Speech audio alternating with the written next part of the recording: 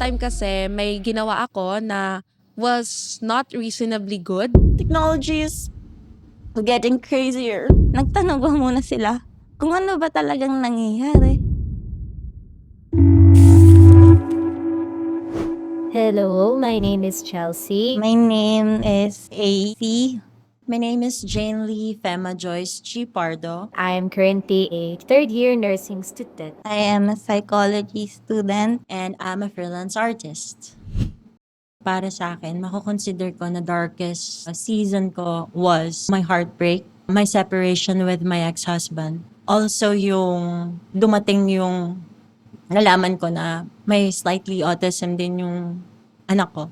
At a young age, I've had a lot of darkest periods that honestly children at that age shouldn't even be experiencing. But if there was one moment or darkest moment in particular, that would possibly be the moment nung before I entered college. Kasi it was a moment na ang daming nangyayari sa akin. There were too many disappointments, too many failures. That transition or that specific period between graduating senior high school and college.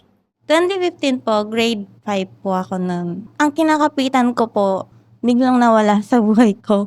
Kasi yung mga childhood friends ko po, nagsilipatan po ng mga tirahan. Samantalang dapat, magkakapitbahay lang kami. Tapos, biglang nagbago lahat kasi, bakit ba nila ako iniwan?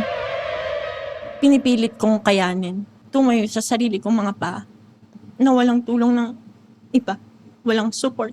Mahirap, pero I was trying my very best to deal with it and to cope. Parang, anyari sa akin? Paano na ako? Iniwan na nila ako. Sino na yung kakapitan ko? Sino yung sasabihan ng samaan ng loob ko? Sino yung sasabihan ko ng mga nangyari sa araw ko, sa classroom? Paano ako nagbiyahe? Paano ako naging masaya sa araw na yun? Bigla na lang ako napapatulala, niisip ko, anong nangyayari sa akin?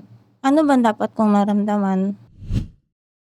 May ginawa ako na was not reasonably good and it is somewhat of a betrayal. I did it to my best friend of 7 years. I did it to some of the closest that I have ever been with during that time. And nung time kasi na yon, I was still that young girl na hindi ko alam yung lugar ko sa mundo. I had struggles with my family. I was struggling with my academics and I was actually having a personal struggle towards myself. So alam mo yun, parang hindi ko pa talaga sobrang kilala sarili ko and parang naging ibang tao ako.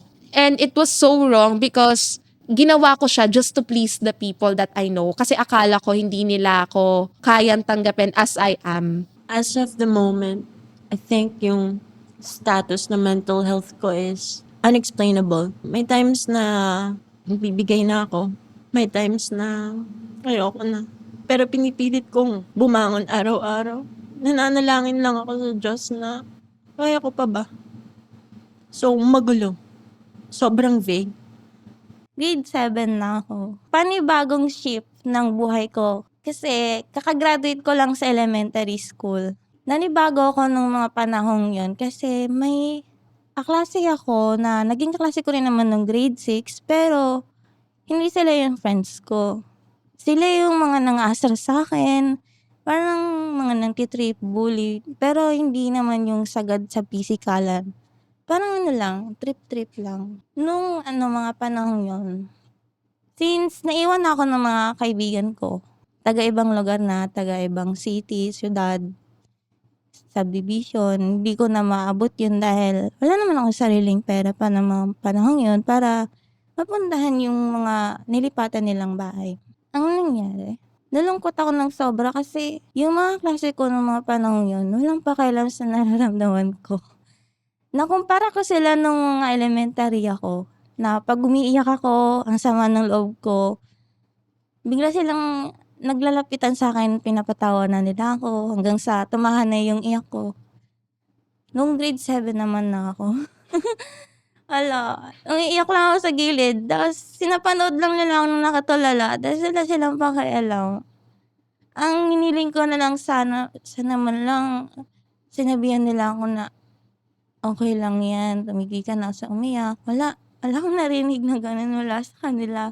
Kaya masakit din sa'kin na naramdaman ko yun na wala silang pakialam sa'kin. January 1st, simula nang dumating yung current partner ko, doon na ako na bibigyan ng piece of advice na mo namang gagawin yan. Alam mo na, yung ibang tao pinipilit mabuhay. Araw-araw, kung tutuusin nga, mas maswerte ka kasi meron kang 2 kids, samantalang iba, hirap ng anak. Meron kang shelter. Iba, sa kalsada na natulog. Yun, pina-realize din niya sa akin. At the same time, yung nakikita yung bunso ko. Na, kung ako yung suicidal attempt ko nung gabing yun, na nag-message ako sa kapatid ko na alam na. Sabi ko, nagmamahal sa kanya. Ako lang yung kakapit ng bunso ko, tsaka yung mga anak ko. Sabi ko, hindi, sige, erase. Kaya ko to. Tapos nanalangin na lang ako. Binantayan ako ng kapatid ko buong umaga. Dinalahan niya ako ng kape kasi alam niya yun lang yung nakapagpapasaya sa akin. Kasi yung gulo-gulo na ng isip ko. Hindi ko na kaya. Behind na ako sa mga bills ko sa bahay, sa wifi, yung baon ng kids, paano yung pang-therapy ng bunso ko. Ang bigat. Kasi solo ko lahat. Ayun. Warm ako sa mga tao. Like, I'm very friendly, I'm very approachable. But over the years, I have learned how to put my walls so high that it would take a very deep connection with me so that I can let people into my life. And usually, nangyayari yon yung pag-open up ko whenever there are bursts of emotions na siya. Like, alam mo yun, nasa pinnacle na siya na hindi ko na siya kayang tiisin. So, usually, I open them up sa friends ko. Mostly because I'm more closer with my friends because I didn't grow up with my parents. They were abroad for more than a decade since I was a child. So, frankly speaking, I am somehow dependent with my friends that I sometimes value my friends more than my family, especially when I was younger. So, alam mo yun, parang nag-develop yung pagiging people pleaser ko noon. And yet, mas close ako sa mga friends ko. It took years and just a certain amount of friends. Alam mo yun, when they ask that, are you okay? Bigla na lang bubuhos lahat. So yun, dun ako nakapag-open up. And thankfully, yung mga tao naman na yun, or yun nga, those people that know me enough, that I feel comfortable enough naman to share it to them, yung mga ganong pangyayari. Sumunod na lang ako kay mama na sumali sa Legion of Mary, sa Flores de Mayo. Hindi ko sinasabi yung mga struggles ko, pero parang nako-comfort din naman ako ng simbahan, gano'n. Kahit di ko sabihin yan, alam naman nila yun. Tinanggap ko na lang na iba na, tumanda na kami, iba na ang panahon. Tinanggap ko na lang sa sarili ko na dapat pagdaanan ko rin 'to. Dapat lagpasan ko 'to mag-isa. Hindi rin naman ako papabayaan ng Diyos. Currently, at 20 years old, I would say that I am actually in a better place now. I've learned so many things with the diversity of the people that I have been introduced with. Na-realize ko yung mga pagkakamali ko. Na-realize ko kung gaano siya kamali. And na-realize ko yung impact niya towards the people that were affected by it. And I learned how to put myself in those shoes. Kasi as of now, yun nga, improving yung mental health ko. I wouldn't say that I'm truly healed because I don't believe that I am at this time truly healed, especially that I still have a lot more years ahead of me. But I could say na yun nga, I'm improving, I'm healing, and of course, there are still periods of dark times na bigla ang breakdowns, crash outs. But unlike before, I'm improving and I'm thankfully slowly healing as well. Na-realize ko, bakit ba gusto kong mamatay samantalang ang daming pasyente sa ospital. Lumalaban para mabuhay samantalang ako sumusuko lang. Nakikita ko yung mga tatanda, gusto pa nilang mabuhay. Nilalaban sila ng mga anak nila.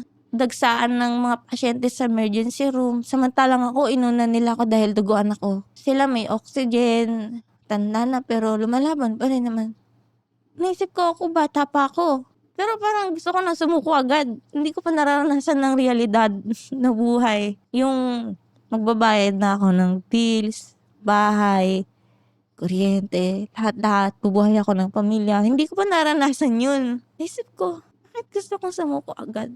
Parang hina-hina ng tiwala ako sa sarili ko na hindi ko kaya mag-isa. Na dapat may makikinig pa sa akin para maramdaman kong kamahal-mahal ako. Ang naisip ko, kaya ko pala na mahalin lang yung sarili ko. Kaya ko pala na ako lang. Kaya ko pala na andyan yung tatay ko, andyan yung nanay ko. Sinasamahan nila ako. Di nila ako iniwan. Di nila ako pinabayaang wala nang saysay yung buhay ko. Kasi dahil nga injured na ako, pag di ako naoperahan, wala lahat.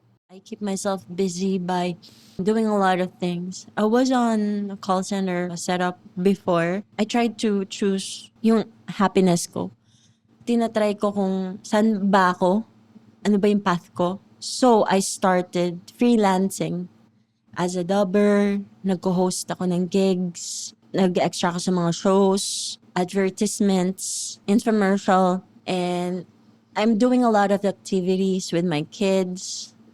Malling, ganyan, listening to music. That's one of my passion, and watching movies. So, yun yung mga pinagkakaabalahan ko sa ngayon. Kaya, nalihis yung madilim na landas ko to itong nangyayari sa akin ngayon. Naging rebelde ako kasi parang nagiganti ako. Parang nagiganti ako sa mga nangyari sa akin, sa mga sakit na pinagdaanan ko. Sa kanila ko naibunton yun dahil sila yung may mas concern sa akin dahil ako yung anak nilang babae. Masakit din naman sa akin na ginagawa ko to, pero ito yung paraan na para matanggap ko sa sarili ko na ito yung parte ko. Ako to, kahit hindi ko alam yung dahilan, pero gagawin ko. Dahil pakiramdam ko, dapat ko lang gawin para makapaggawa ko ng peace. Peace sa nakaraan. Kahit hindi ko nakuha yung clarity nga, reasons. I've learned to survive kasi firstly, I've learned na para kasi siyang process. And the longest part of that process was forgiving myself for what I've done. Kasi na-realize ko yung mali ko. But then comes the second part na the self-blaming. Parang siyang stages of grief din eh. Yun, yung regret na sana hindi ko na lang siya ginawa. Yung mga what-ifs na kung hindi ko siya ginawa, would we have been better right now? Would I be at a much healthier place with them right now?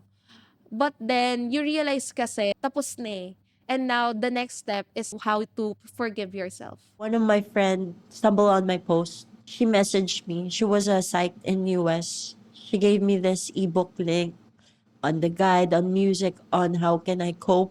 Like, dun sa mga movies na napapanood ko, parang iba yung tinik na mawawala sa'yo kapag nag-seek ka ng professional help. Aside sa mga local lang na mga friends mo na wala pa namang idea, I would highly recommend talaga to seek help. Huwag mong kinconvince mula sa dibdib mo na paniniwalaan mo na lang yung sarili mo na hindi na matatapos yung kirot, sakit, bigate, iyak. Pagdaanan mo lang, tanggapin mo na nararanasan mo yung mga bagay na yan.